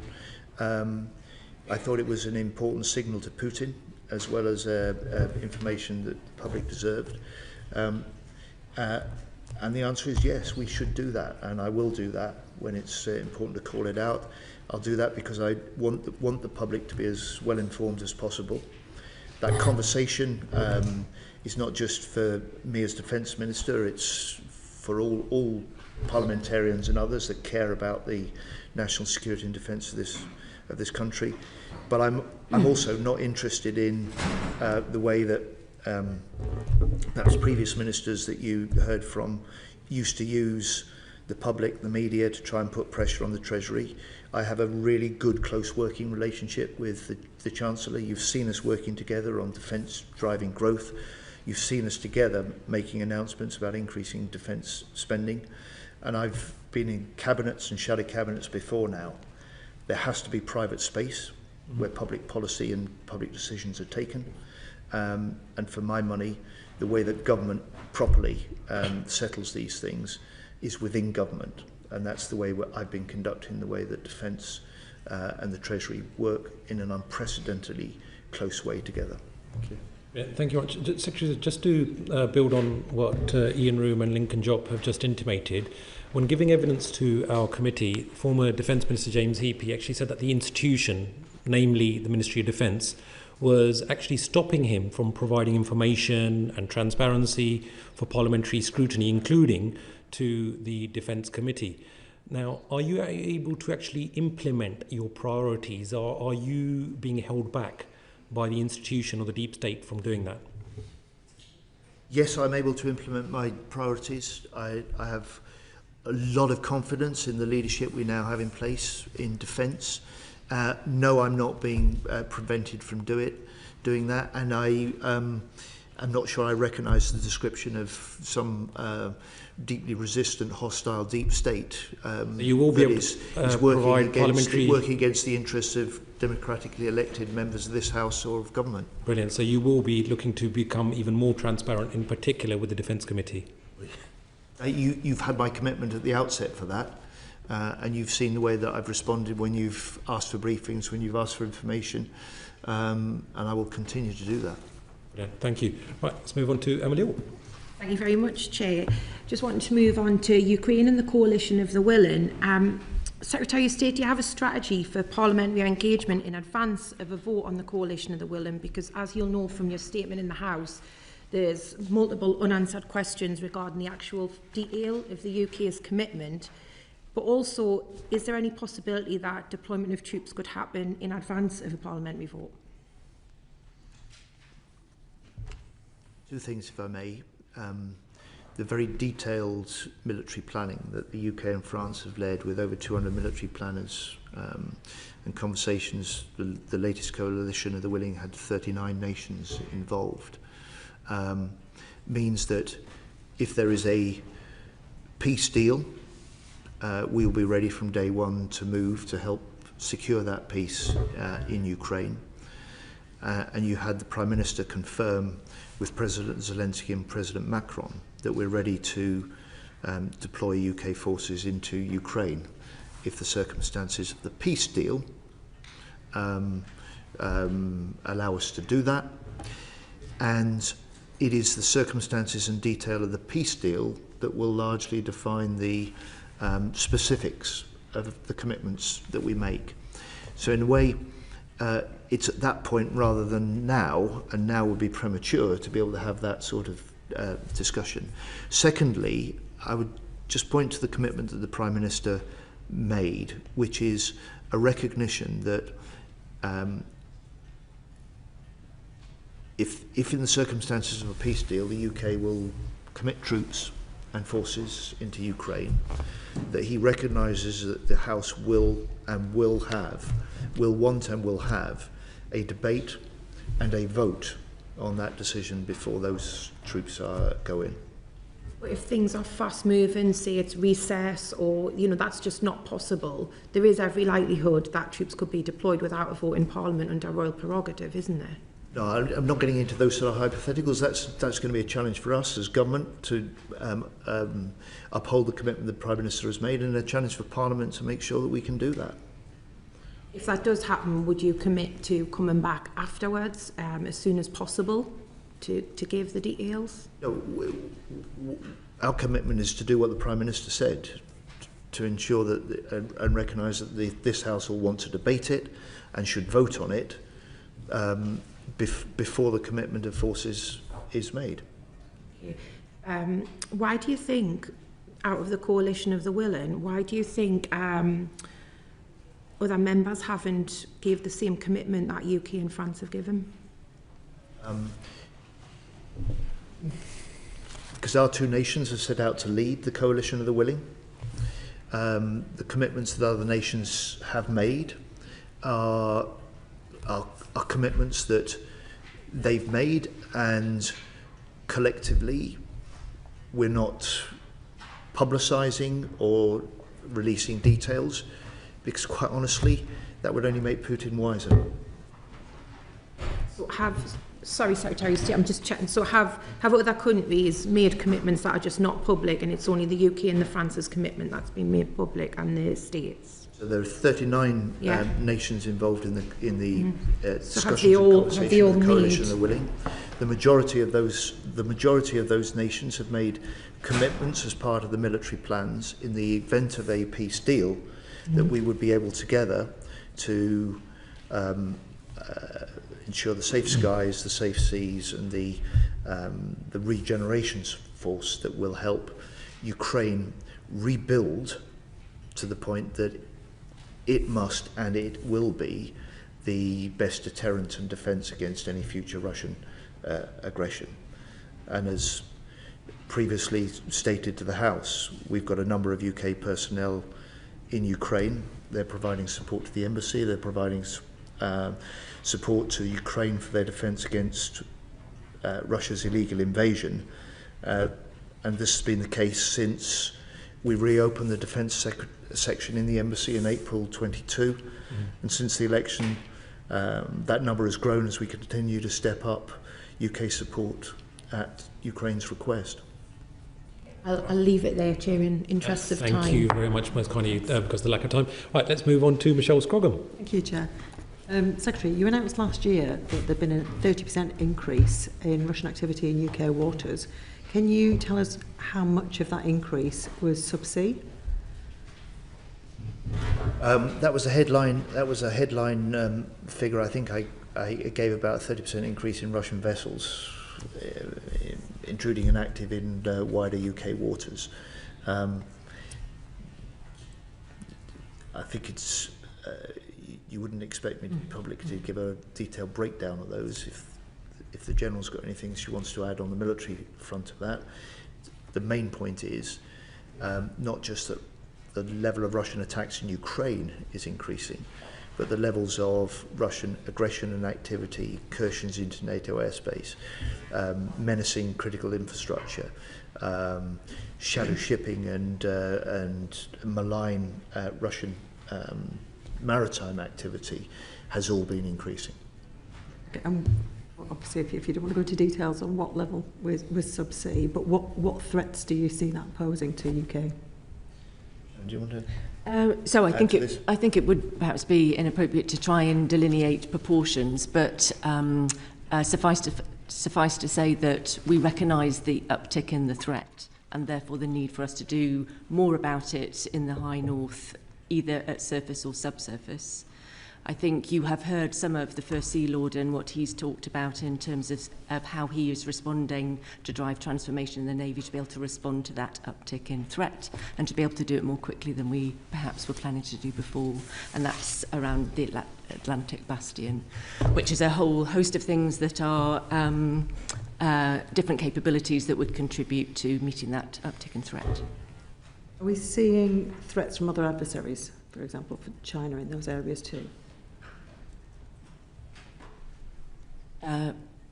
So I wonder if we should come back and answer some of the questions rather than answering them here. I don't have the detail of the questions, the answers to your questions, but we perhaps just need to make sure that it's appropriate that we share that detail. That's not a no, we wouldn't provide. The short answer is yes. You know, if you look at cyber, for defence in the last year alone, we've had 90,000 separate cyber attacks. Large majority of those are linked to states and state activity, or state-linked activity. The nature of some of those cyber attacks may be different depending on the sort of states that are behind them. Russia, China, Iran are all linked to some of those attacks. If you look at the recent debate whether we started this afternoon, Mr. Chairman, with concern about Greenland, the Arctic security and the High North, that is about rising levels of Russian activity and aggression in that area, but also rising levels of interest, Chinese interest, because as climate change opens up that northern sea route, it opens up the link that, and we've seen, of course, as well, the link up to more closely through the war in Ukraine of Russia with certain allies working more closely together.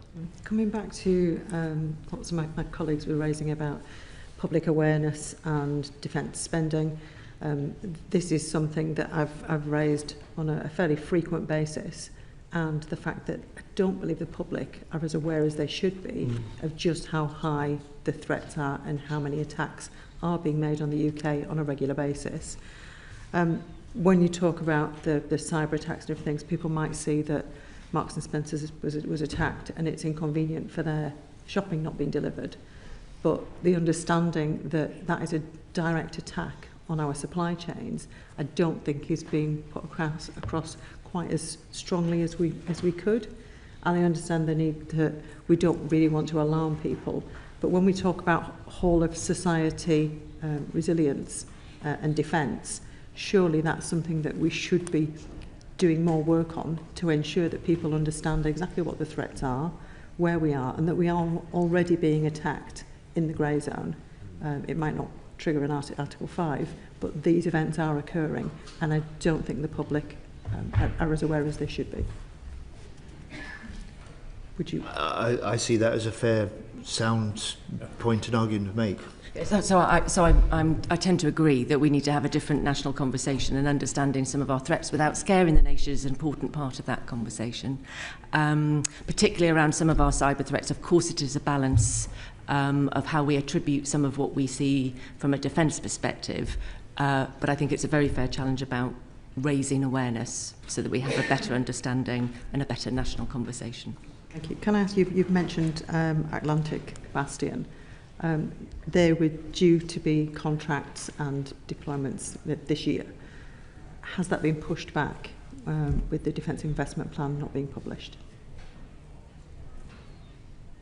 So I don't believe it has. Like I said, so my job is making sure that we still get stuff done whilst we are continuing to do some of the broader investment planning.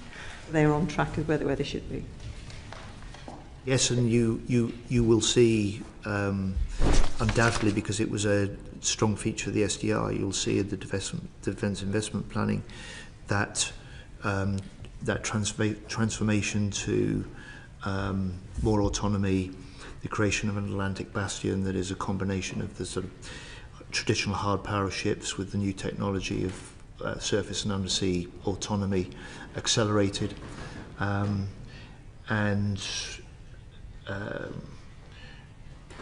that will be part of not just rapidly reinforcing and raising our levels of warfighting readiness, but it will also be part of putting our British military at the most innovating edge of NATO nations. Thank you. Thank you very much. And a very quick supplementary from Fred Thomas. Thank you. Secretary of State, lots of discussion about the country's awareness or lack of the threat. Around the cabinet table, your cabinet colleagues, what's your sense of their understanding and awareness of the threat this country's under? Their awareness is good. Discussions and briefings that the Prime Minister and I and Foreign Secretary provide for the Cabinet help ensure that. Their acceptance that we must do more is very strong. And I have to say, having served in Cabinet and shadow cabinets before, the unity of purpose of this Cabinet is second to none. Thanks. Yeah, thank you. And on to Lincoln Job. Thank you, Chair. In the answer to the Chair, I think you said, I don't recognise the characterisation of some sort of security deep state which is attempting to keep secrets from Parliament. And so, with my irony klaxon still ringing in my ears, can we talk about the super injunction that was put in place by the prior government and maintained, which stopped us knowing about the Afghan data breach and anyone else? And one specific question. So when Sir Grant Shapps came and gave evidence last week, he said that he thought that by about the autumn 2024, it would have run its natural course, the super injunction. And he did so on the basis of two lines of argument. The first was that the longer that the data was out there, the more likely it was that those who were put at risk by that fact were either got out or got, essentially. He equally said that every time they went back to renew the super injunction, that the judge would increase the demand for the numbers of people that were having to be shipped back here. And so in some sort of, quite political combination of those two factors, he thought that by the autumn, I think was the phrase he used, 2024, that it would have run its course. And claimed, surprised, that it was kept going by the government for a whole year. So, very specific question. In the times that you renewed the super injunction, up to the point when you made it public, was the court demanding that you take ever more and more Afghans at each turn of that handle? Was this the same Grant Shapps that renewed the super injunction in May, just before the start of the general election? That would be the same. The answer to your direct question is no. But at the point where that was, the renewal was required, I and government was working on a fresh assessment, which hadn't been done, that allowed us to take a view of the time period, the extremely heavy-handed nature and of having a super injunction in place in the first place, allowed us to take a fresh view of the apparent risk to those whose data might be on that data set, and it was that report that this committee will, if it's not already heard from, will take evidence from, and it was on that basis that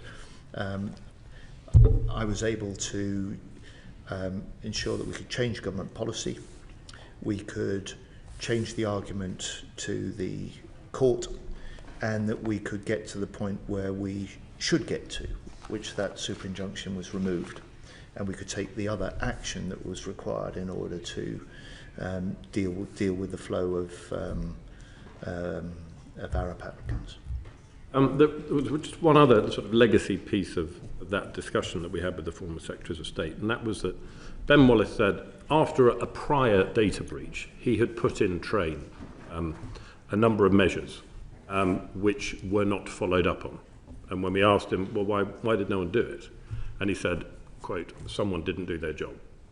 So I just offer it that perhaps you might be reassured to check on what he thought he did put in train, and that job has now subsequently been done.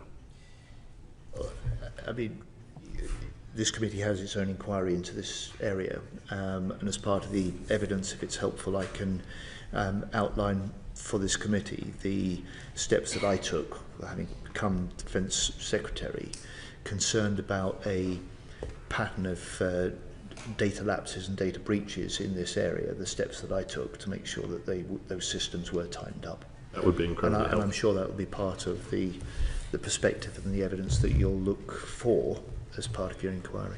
Thank you. Thank you very much. Well, that has been an absolutely fascinating evidence session.